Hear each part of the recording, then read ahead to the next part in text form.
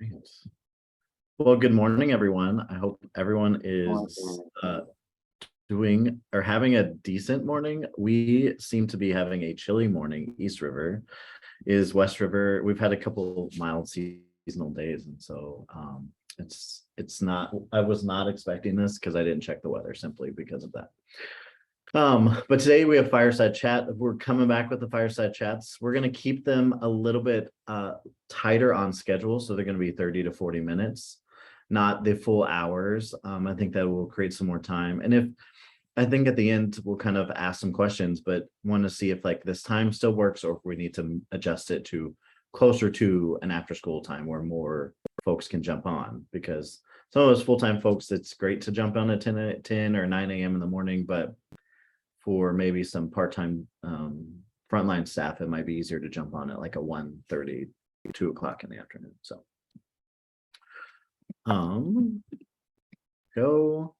just kind of want to remind everyone, we still have TMC mobile labs where you can reserve them for an entire month. They're currently in shutdown mode. We don't travel in the winter.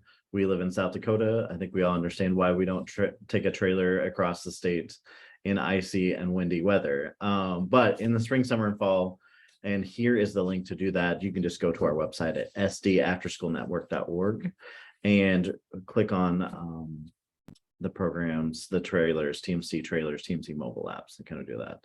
Just some points that we hit over 27 sites, which is really our first summer kind of pushing that out, which was really great. We had some great feedback and lots of new activities getting curated this winter. But I am going to hand over the mic to Jake. Jake is our youth success manager here at the South Dakota After School Network, and he's just going to kind of talk a little bit about himself and what he's here for. Awesome. Yes, my name is Jake Danielson. I've been the youth success manager for about a month now. I'm from Pine Ridge, South Dakota, and also Shannon, Nebraska. I kind of bounced back and forth between the two. I got my degree, my high school degree, from Red Cloud in 2015. Before then, I went and played a year at Bismarck State basketball before transferring to USD, where I would eventually get my degree, my bachelor's degree in general studies. But before I switched to general studies, my major was education. I was an education major for about 3.5 years before that. And I basically got through all my education schooling except for student teaching. I never did that. That's a little bit about my background, but for me, I really didn't feel like my life took off until I was 21 years old. When I was 21 years old, I attempted suicide for the first time. It was a big issue for me because, like a lot of people who struggle with mental health issues, I didn't really think anything was wrong with me. I had everything that could be asked for. I was in good health. I was in great shape. I was living with like all my best friends. I was working a job. Money wasn't an issue. My grades were good. I was in the honor roll. Like, if you looked at my life, like people would have loved to have the opportunities in the life that I had. So I didn't really understand why I felt the way that I felt, why I had the issues that I did. And so I did the old-fashioned thing of man up and push through it and do what you're supposed to do. And that led to me never talking about my issues and never reaching out and never getting help until the burden was too much to carry. And I ended up attempting suicide for the first time. And I wish I could say that it got easier after that, but for the next few years, it was actually a lot tougher. I dropped out of school the next year as I continued to struggle with my mental health issues. Soon after, I was diagnosed with psychosis, which basically means that I have auditory and visual hallucinations, to the point where I had a lot of trouble functioning. I couldn't work, could basically not take care of myself. They were wondering if I was going to get gray matter in my brain. They were wondering if I was going to need long-term care. I was wondering if I was going to need long-term care. I didn't really know what was next for me. As I kind of came out of that, I ended up attempting suicide a second time. before moving to Rapid City for a while, where I struggled with insomnia really bad and I had a lot of sleep issues. So it just kind of felt like for years and years, I really was struggling with a plethora of different things and really struggled to get back on my feet. But luckily, as time moved on, I was able to get back on my feet and find the right medication. And I moved up here to Sioux Falls and started working at Target. And I kind of got stuck in a position where I felt like I was doing better than I should be.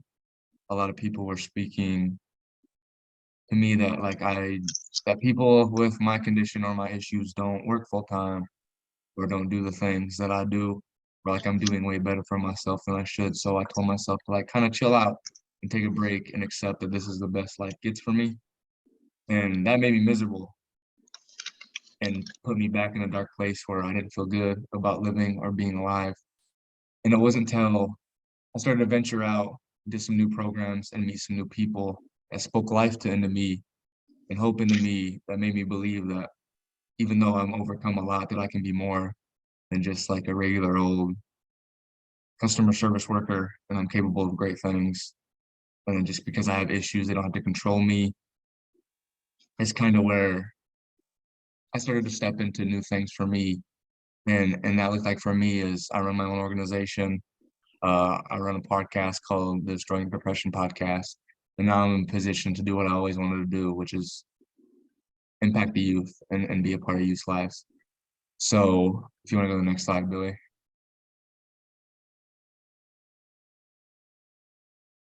A quick question before I dive into what youth success looks like on my end. I want to ask you guys the question of just to get you guys thinking about it of where do you guys feel like your programs are thriving in terms of youth success? And also where do you feel like we're missing the mark or we need to improve and things like that?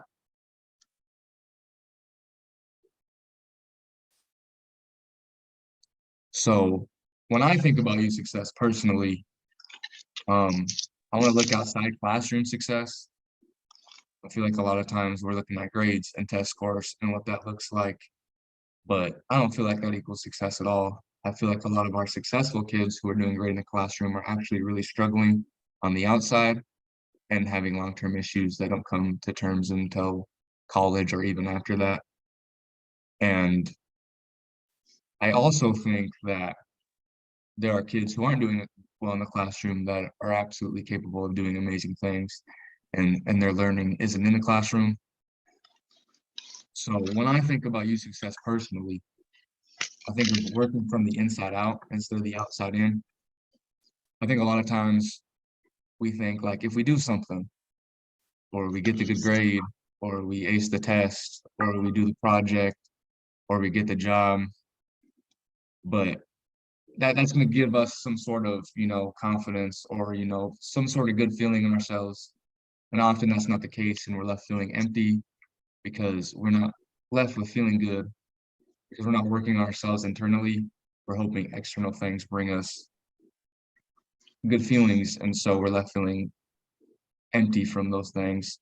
So I believe that if we work on ourselves internally and how to build things such as confidence and hope and life skills and how to work through these issues, then that'll show on the outside. And not only will students perform in the classroom, but they'll also have hopes and dreams that go well beyond just classroom success. And it'll lead to things such as, just doing amazing things on the world and being inspiring to others. And so one thing I really want to focus on just today is the importance of building self-confidence.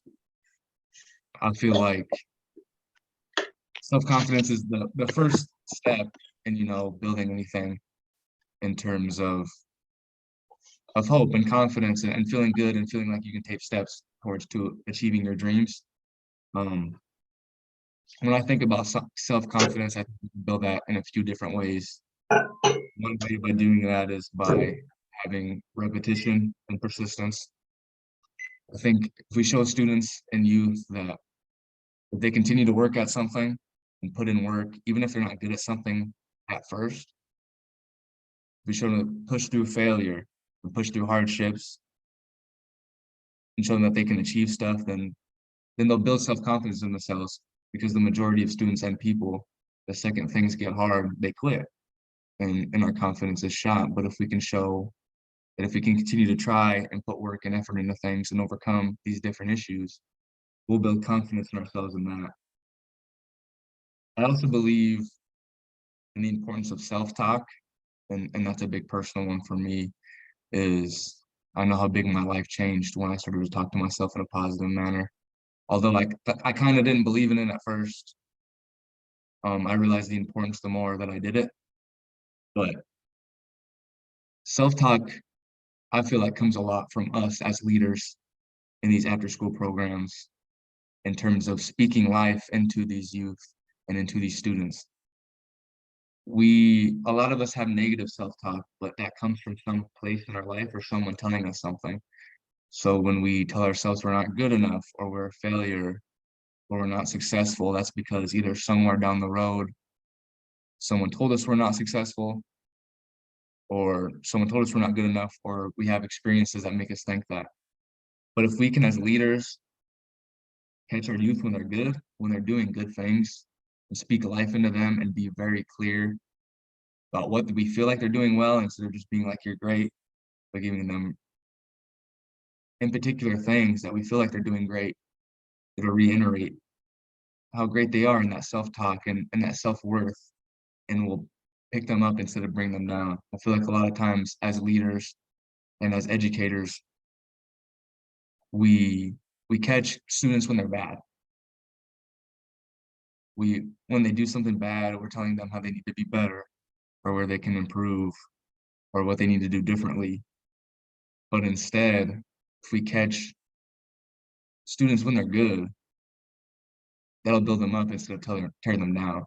And especially when we're working at youth and students with behavioral issues, a lot of them are looking, at ways to catch a reaction out of us as leaders. And usually that comes through bad behavior, because they know that they're going to get a reaction to that. When they're exhibiting good behavior, we reiterate that and tell them how great they are, and show them that that's something that we enjoy. They're going to want to show that more, because they know that's going to get a good reaction out of us. And lastly, I feel like self-confidence comes from showing us as leaders. We're not just educators, we're also mentors, and I 100% believe in practicing what you preach. Youth do not do as we say, they do as we do. So if we're telling our youth to believe in themselves and, have hope, have dreams, and accomplish big things, but we don't believe that for ourselves, they're going to do what they see us doing. So if we're talking to ourselves negatively, or being negative, or holding ourselves in a negative manner, or not believing in things, that's how they're going to do by what they see. So it's up to us as educators, aside from working with kids, to work on these things ourselves. We all have hopes and dreams that we don't really believe in, that we need to work on, and we can all do a better job talking to ourselves positively, and believing in ourselves, and building good circles around ourselves to create positive environments, so that way we can be better to our youth. I feel like we're the number one indicator of youth success. It starts with us speaking life into them, so they have the tools to speak life into others as they grow. I feel like no one will believe in you if you don't believe in you. So it starts with us believing in ourselves, so that way we can help students believe in them. So that's all I got for you guys. But now that I've gone through this, I want to come back to the question of, where do you guys feel like program-wise you're seeing success in terms of youth success? And where do you guys think you are missing the mark so far?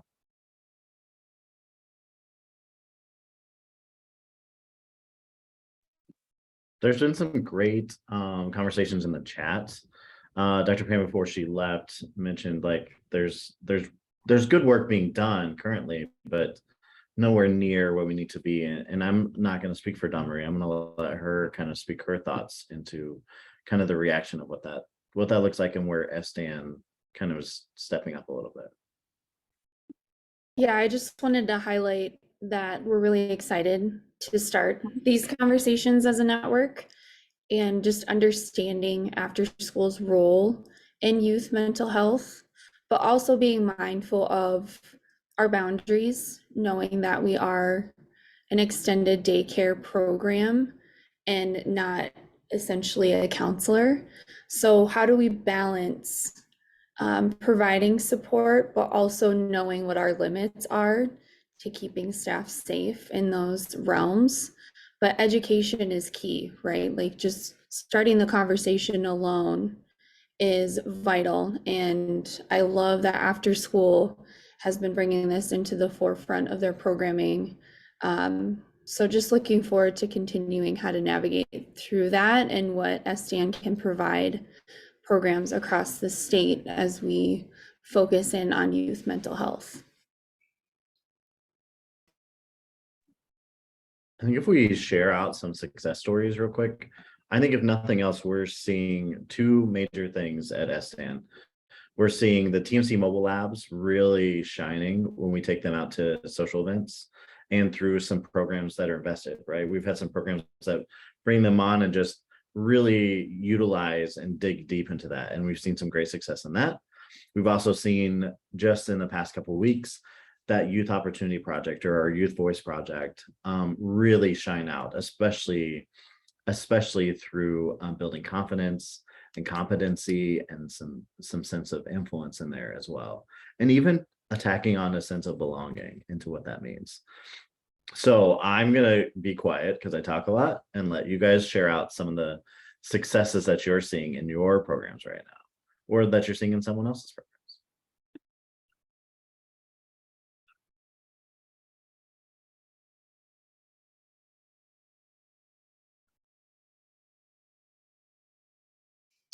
I do see that Riley's here, and I think she has a really outstanding young gal that just got nominated for a couple things.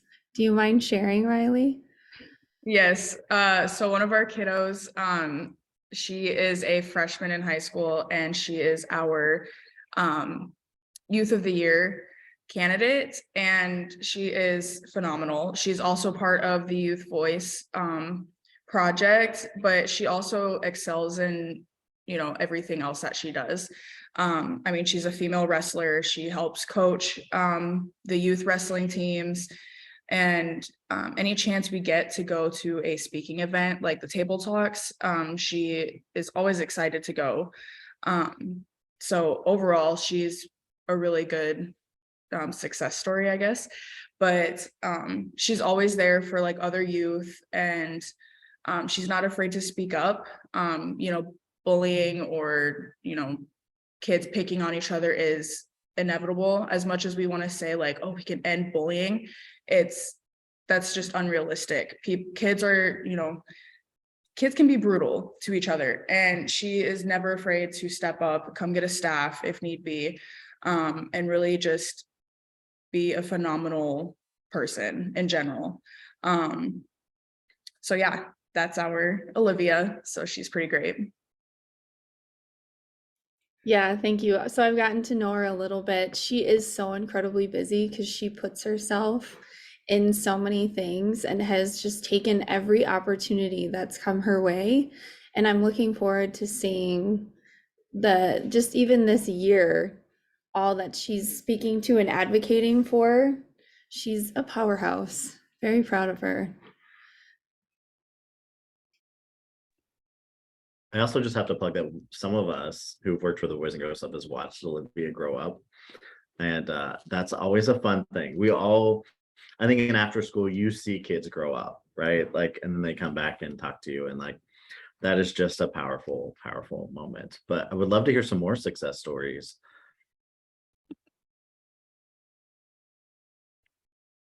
I think for Gap and Brookings, I'm new to this picture, but I'm impressed by the commitment and longevity of the staff that we've had here. Some of our staff have been here 27 years in a site supervisor position. I think our average is 12 years. And so I think that's a strength in itself, with the connections with the kids.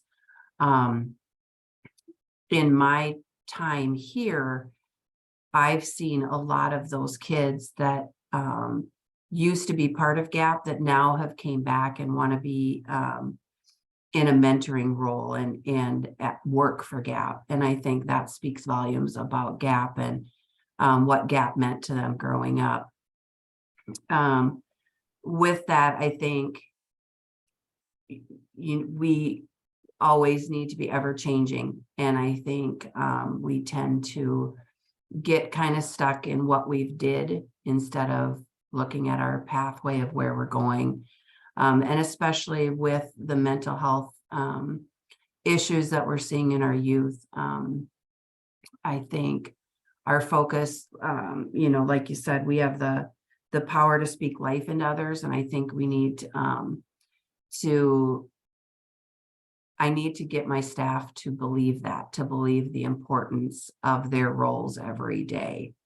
And so I think we've got a lot of good things in the work, but, like you said, we're ever evolving. That's awesome. No, that's like that longevity. You can't put a value on that. You really cannot. Building lifelong connections. And I think a lot of us feel that piece of it in our careers here. So I don't want to cut anyone off, but I would like to transition to opportunities. And really what we're asking is maybe what are some struggles that you see, or what do you not feel educated in that we can focus on or bring experts in on? When we're talking about youth success or mental health, mental wellness. I hate the word mental health only because it sounds so clinical. And after school has never been a clinical place, right? We've always been the fun with purpose place and educational. So that's why we focus on youth success. And we also focus on youth success. A lot of what Don Marie mentioned earlier is we're not counselors, right?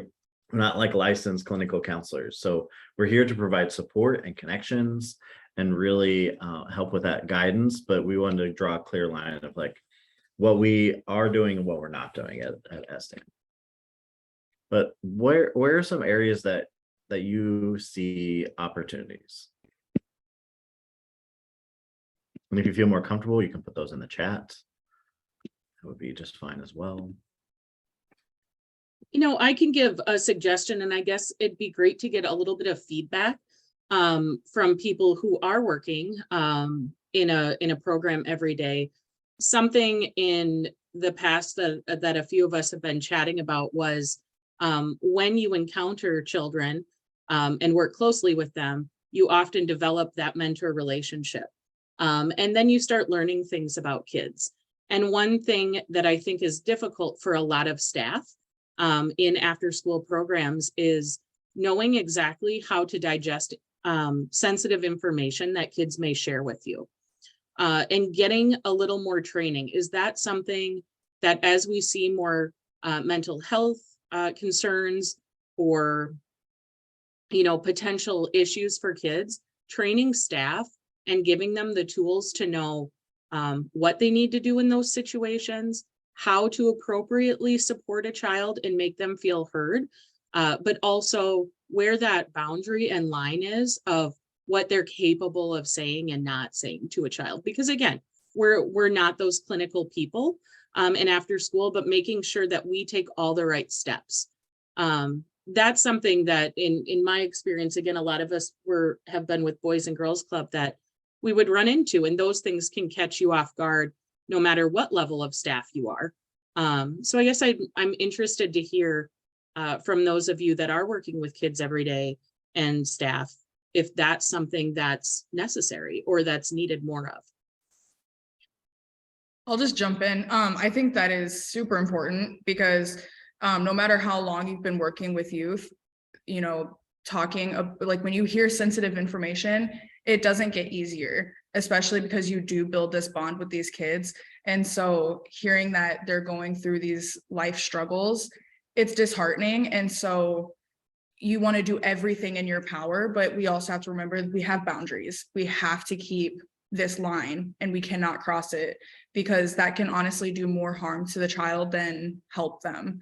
And so I think getting continuous training on like and reminders that there are things that you can do, but you also have to make sure you don't do these things, because like, you know, we have this bond, and so it's a struggle because we don't want kids to hurt, but it's going to happen sometimes. And so not all staff, you know, we all have big hearts, but they don't all have that mentality of like, we can't do some things, you know, we can't do everything in our power, because that's just not how working in after school works. You know, we don't have that power to give. So I think in the same context, I think we should probably invest some energy into, okay, now we've kind of learned how to like handle sensitive information, or like how to in the setting, but that stays with us. Let's be honest, like we take that stuff home all the time. So how do we process that? And as I age a little bit on occasion, I think that still sticks with us, right? Even as much as you want to be like I'm going home or I'm doing my thing with my family, if a kid told you something that just tore your heart apart, it's really hard to let that go. And so like, how do we take care of ourselves in those moments? I think we could spend some energy on too. Still. And it's not about being cold or callous, right? It's about like learning how to process that ourselves. These are all really good points. I was just thinking that after school is the link between the school day and home. And a lot of parents, when they come in to pick up their children, they are frazzled by their day, in a hurry. But if we just had, most of us, it's kind of a requirement to have a parent area, had one-liners hanging there or one-page sheets that they could take and read on suggestions, or maybe not even suggestions, but a success story that they could maybe internalize without being in their face to offer support suggestions. It's available and they choose whether they take it. I don't know if we could have a library of those where programs could go out and print what they needed or wanted, but just a thought. No, and I think that's where kind of SN Hands comes in a little bit to provide some of those resources, because the last thing a direct program staff needs is one more thing to do and keep up with, right? It is. We all understand exactly where that comes from. And the last thing you want or need is like, I've got to do this, I've got to update this, or I've got to add some more, and we might be able to provide some of those options. So anyone else with opportunities? Thanks, Billy Joe. Thanks, Billy. Thanks, Billy.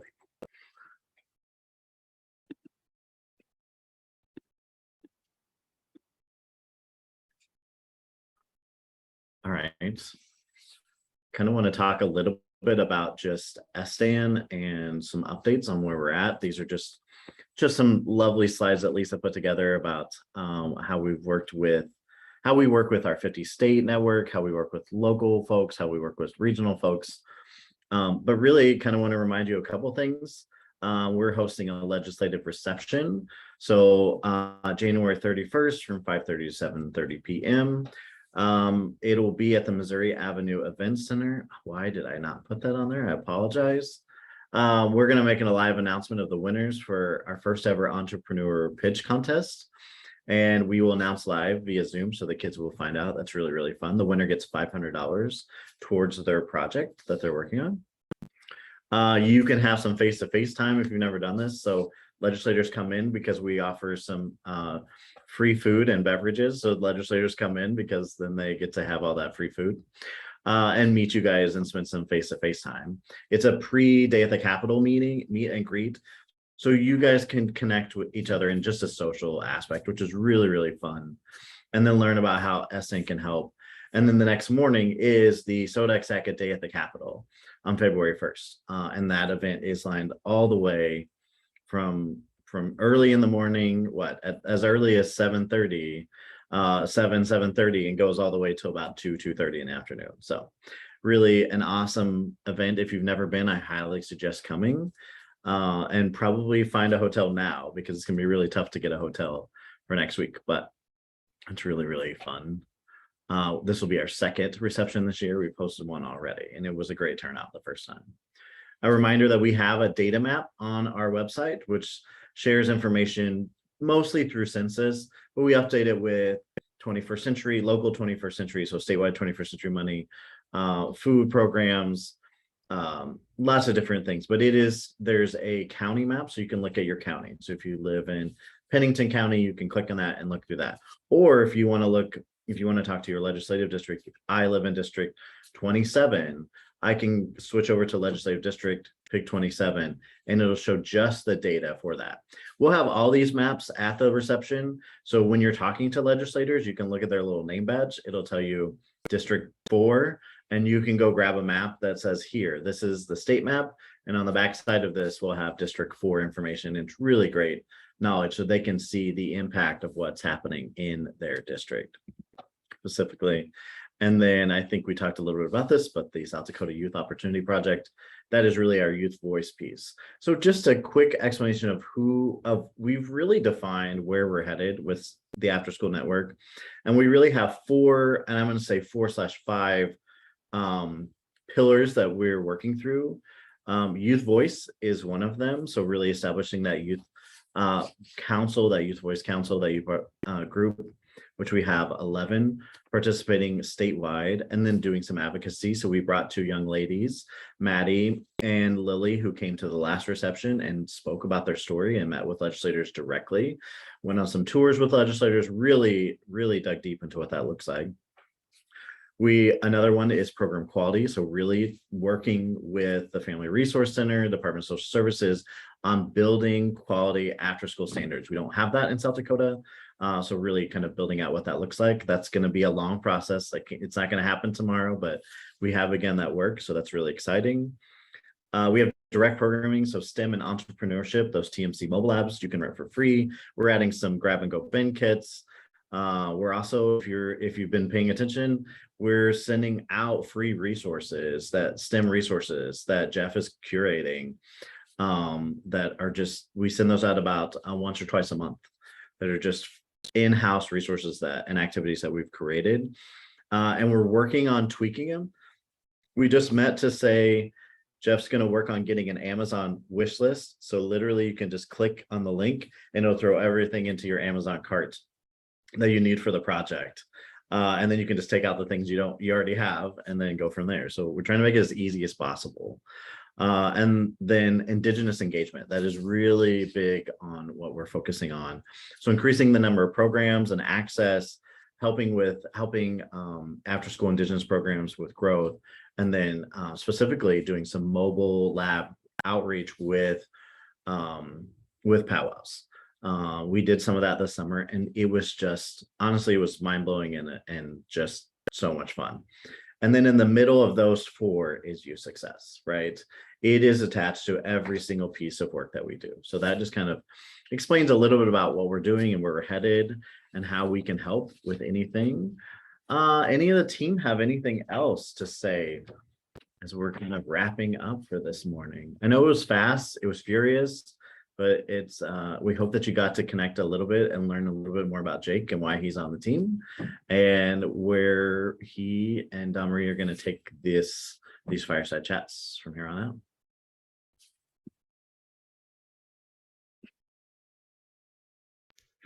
I guess I just want to thank everybody for joining us today and just peeking into what's to come. I think last year we moved incredibly fast and did a lot of exciting things. So now we're going to hone in on what we know we're really good at and make sure that we can provide best practices for everybody and ensuring we can help our youth succeed. So thank you again.